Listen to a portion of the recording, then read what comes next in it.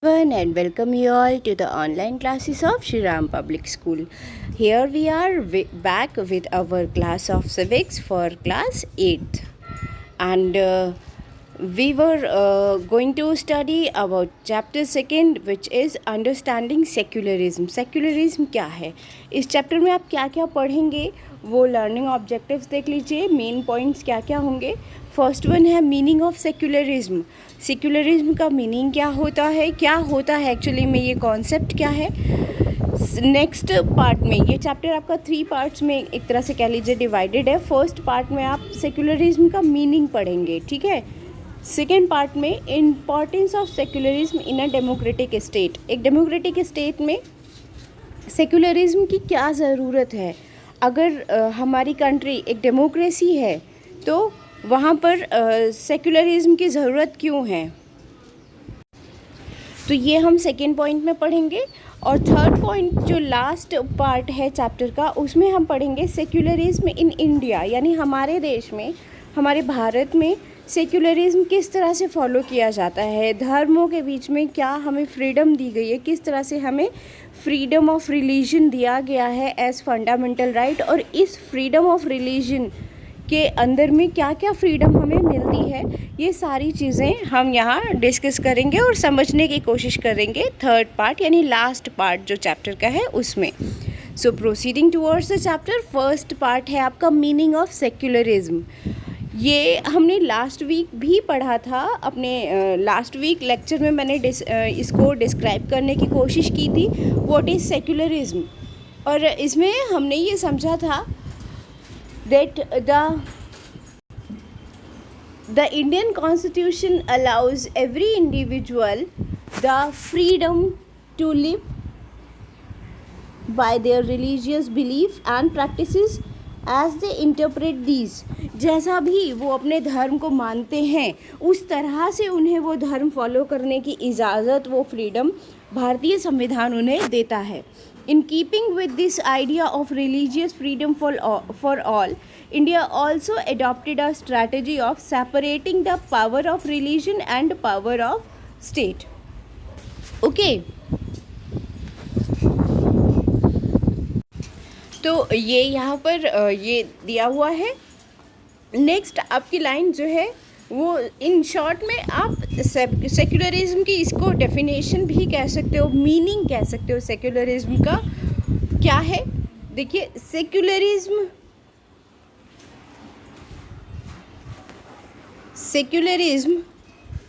refers to this separation of religion from state. Okay, यानी strategy of separating the power of religion from the power of state is called as secularism. Okay, तो ये हो गया आपका secularism का meaning, जहाँ पर धर्म को हम शासन से अलग कर रहे हैं. उस राज्य या उस देश की सरकार किसी धर्म को फेवर नहीं करेगी, किसी धर्म को प्रोटेक्ट करने के लिए कोई ऑर्डर नहीं देगी, और किसी धर्म को वो इग्नोर नहीं कर सकती. ये आपका हो गया separation of religion from separation of state. Okay, अब आगे सेक्युलरिज्म का मीनिंग क्लियर वे में डिफाइन करने के लिए हम एक वीडियो देखते हैं और उसको देखकर समझने की कोशिश करते हैं कि what is secularism. So let's watch the video. Today, let us learn something new through a quiz game. So, who will answer my first question? In which country do you live? We live in India. Right answer. Good. Now tell me, do you know about religion?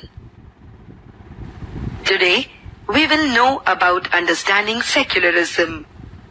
We will be able to know about different types of religion. We will know that what is secularism. History provides us with many examples of discrimination, exclusion and persecution on the grounds of religion. Yes, I think आपने video देखकर समझा होगा. एक बार दोबारा से secularism का concept जो हमने लास्ट अपने लेक्चर में डिस्कस किया था वो और ये वीडियो दोनों चीज़ें देखकर आपको समझ में आ गया होगा कि सेक्युलरिज्म क्या होता है। नाउ वी शिल proceed towards secularism and democracy, यानी किसी भी कंट्री में जो कि एक डेमोक्रेटिक कंट्री हो वहाँ पर सेक्युलरिज्म क्यों ज़रूरी है। Okay, separation of religion from the state, why it is necessary. हाँ, क्वेश्चन आपकी बुक का ही मैंने एक्सट्रैक्ट लिया है। Why is it important to separate religion from the state, क्यों ज़रूरी है स्टेट से रिलीजन को अलग करना। So we shall start this.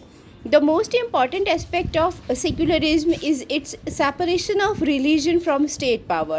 This is important for a country to function democratically.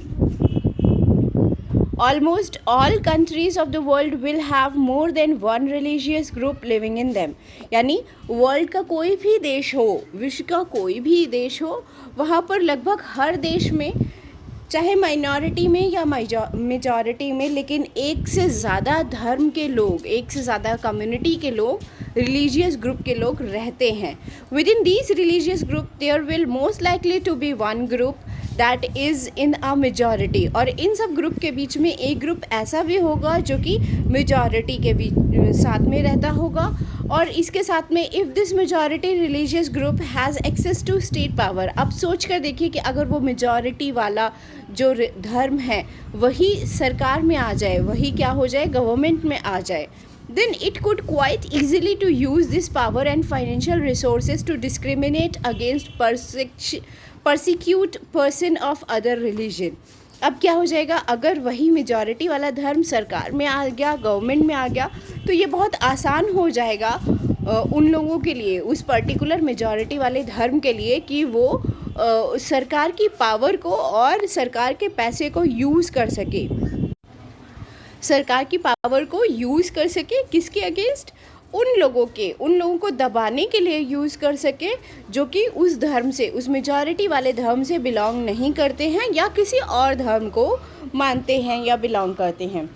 This tyranny of the majority could result in the discrimination, coercion and at times even the killing of religious minorities. यानी ये जो majority की जो ये discrimination का ये जो एक व्यवहार है, ये व्यवहार किस में बदल सकता है, इसका परिणाम क्या होगा, इसका रिज़ल्ट होगा कि जो माइनॉरिटी के लोग हैं वो अपने आप को दबे हुए, शोषित यानी एक्सप्लॉइट महसूस करेंगे, दबे हुए महसूस करेंगे, और एक टाइम ये आ जाएगा कि लोग आपस में लड़ना शुरू कर देंगे, किलिंग शुरू हो जाएगी आपस में एक दूसरे की, ठीक है, किलिंग ऑफ रिलीजियस माइनॉरिटीज़, जो कम संख्या वाले माइनॉरिटीज़ वाले जो भी धर्म के लोग होंगे उनको फिर मारा जाना शुरू होने लग जाएगा, ठीक है। The majority could quite easily prevent minorities from practicing their religious. अब क्योंकि वो मेजॉरिटी में है लोग, वो लोग ज़्यादा है नंबर्स में, इसलिए वो लोग आराम से माइनॉरिटी कम्युनिटीज़ को रोक सकते हैं उनको उनका धर्म फॉलो करने की से, ठीक है। Any form of domination based on religion is in violation of the rights, यानी कोई भी any form of domination based on religion is in violation of the rights that a democratic society guarantees to each and every citizen irrespective of their religion। कोई भी जो आपकी majority है वो आराम से माइनॉरिटीज़ को उनका धर्म फॉलो करने से रोक सकती है, क्योंकि वो मेजॉरिटी में है भाई, नंबर्स में वो ज़्यादा हैं। लेकिन इस तरह से कोई भी किसी भी तरह का डोमिनेशन माइनॉरिटी कम्युनिटी के ऊपर, ठीक है, वो क्या है, या धर्म ना मानने देने का जो ये डिस्क्रिमिनेशन है, डोमिनेशन है, इस तरह से लोगों को दबाने का काम जो है वो क्या है, वायलेशन है। किसका वायलेशन है, डेमोक्रेटिक सोसाइटी का वायलेशन है, क्योंकि डेमोक्रेसी में तो ऑल आर इक्वल, इक्वालिटी का कॉन्सेप्ट सिटीजन्स के बीच में फॉलो करता है। तो अगर इक्वल हैं तो हम दूसरे अपने बराबर के दूसरे किसी धर्म के फॉलोअर को उसका धर्म मानने से कैसे रोक सकते हैं, ठीक है। तो इस तरह से अगर कोई majority community, majority religious community किसी माइनॉरिटी कम्युनिटी को अपना धर्म मानने से रोक रही है, तो ऑब्वियस है कि वो क्या कर रही है, डेमोक्रेसी के रूल्स को फॉलो नहीं कर रही है, डिसओबे कर रही है, ठीक है। Therefore, the tyranny of the majority and the violation of fundamental rights that can result is one reason why important to separate the state and religion in democratic societies.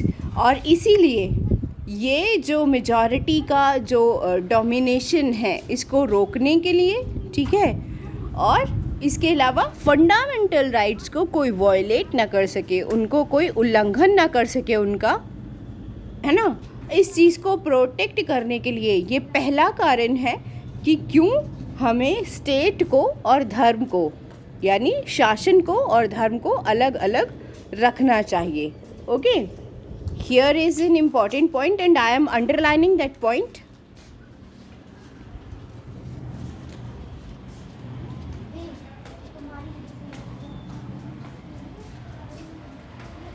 Yes, it is important to separate the state and religion in democratic societies. और क्यों important है? The tyranny of the majority and the violation of fundamental rights that can result is one reason why it is important to separate the state and religion in democratic societies. Students, you have to note down this point in your notebook as a notes for this chapter. Secularism की definition मैंने आपको बता दी है, वो आपको notes के तौर पर नोट कर लेना है, ठीक है. और ये फर्स्ट पॉइंट है why it is important to have a secular state. तो उसका फर्स्ट रीज़न यहाँ पर दे दिया है. 3 रीजन्स में हम इस चैप्टर में डिस्कस करेंगे सेक्युलरिज्म की इम्पोर्टेंस को. डेमोक्रेसी में सेक्युलरिज्म की क्या इम्पोर्टेंस है वो 3 पार्ट्स में 3 पॉइंट्स में दी हुई है. फर्स्ट पॉइंट यहाँ हमने डिस्कस कर लिया है. क्यों ज़रूरी है? ताकि हर नागरिक को अपने धर्म को मानने का जो इक्वालिटी का राइट है वो सबको मिल सके, कोई अपने आप को एक्सप्लॉइट या डोमिनेटेड महसूस ना कर सके, ठीक है.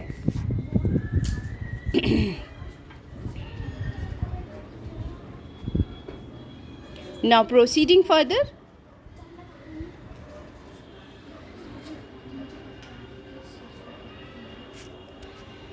See, another reason that is important to separate religion from the state in democratic societies is because we also need to protect the freedom of individual to exit from their religion. ये आपका second reason हो गया. This is again here I am underlining that it is important to separate religion from the state in democratic societies is because we also need to protect the freedom of individual to exit from their religion, embrace another religion or have the freedom to interpret religious teachings differently. ठीक, अब ये चीज़ समझने की कोशिश करिए. ये language तो बड़ी डिफ़िकल्ट सी हो गई, इसको समझने की कोशिश करिए. प्रैक्टिस ऑफ अनटचेबिलिटी, यहाँ पर आपकी बुक में ये एग्जाम्पल दिया हुआ है. अनटचेबिलिटी सबको पता है. एक पर्टिकुलर कास्ट या किसी पर्टिकुलर कास्ट के लोगों को हम ये मानते थे कि ये नीचे लोग हैं, छोटे लोग हैं, इनको छूना नहीं चाहिए. हाँ, हिंदी में अस्पृश्यता, अनटचेबिलिटी कहा जाता था उसको, ठीक है. You might feel that you dislike this practice with in Hinduism.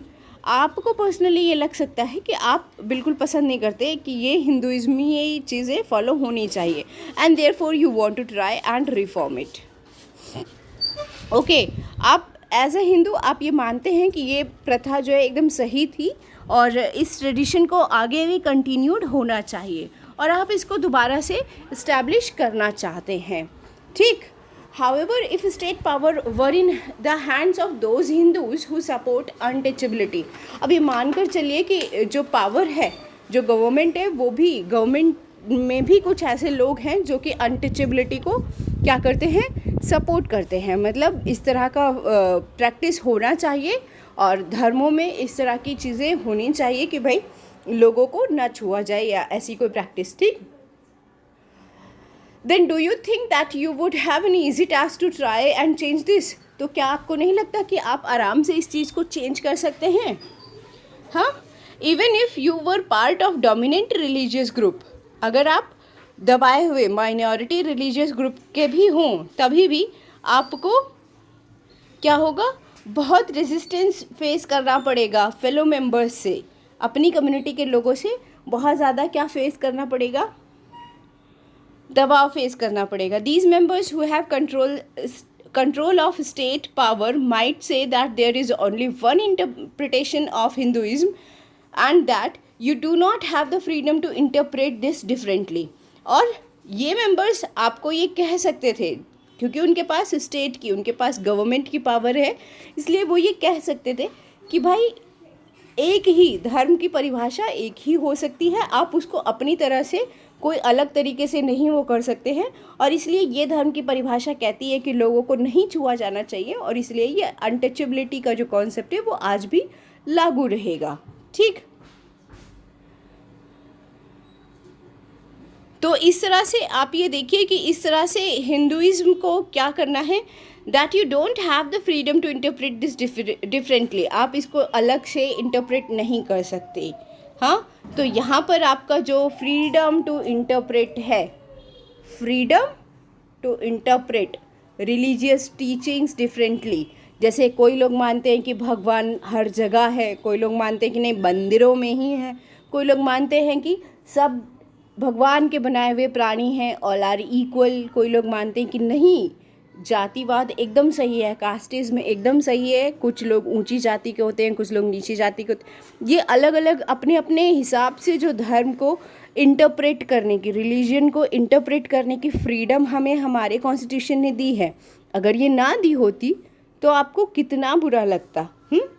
ये चीज़ यहाँ समझाने की कोशिश की गई है. Next topic is secularism in India. हमारे देश में secularism. Okay, and this we will start in our next class. In our next class, we will start this topic secularism in India. And I hope आज की class का जितना भी taught portion है वो आपको समझ में आया होगा, आपने enjoy किया होगा आज की क्लास को. And that's all for today. Thank you and have a good day.